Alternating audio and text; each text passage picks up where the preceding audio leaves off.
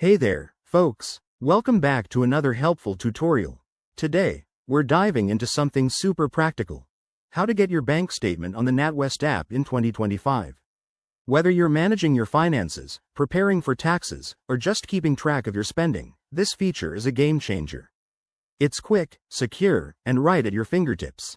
So, if you're ready, let's jump right in. First things first, make sure you have the NatWest app installed on your smartphone.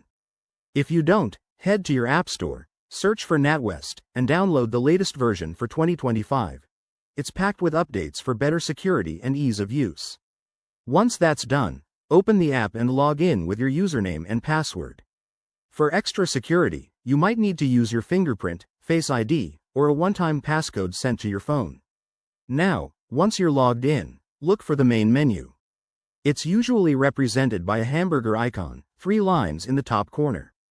Tap on that, and scroll down until you see Statements or Account History. Select it, and you'll be prompted to choose your account if you have multiple ones linked. Next, pick the date range for the statement you need.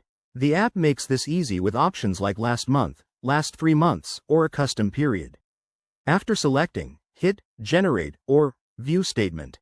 You'll see a digital version of your statement on screen, showing all your transactions, balances, and any fees.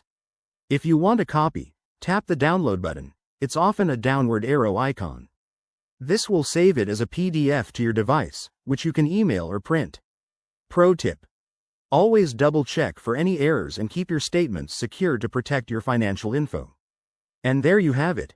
Getting your bank statement on the NatWest app is straightforward and takes less than a minute. If you found this helpful, give this video a thumbs up, subscribe for more finance tips, and drop a comment if you have questions. Stay savvy with your money, and I'll see you in the next one. Thanks for watching.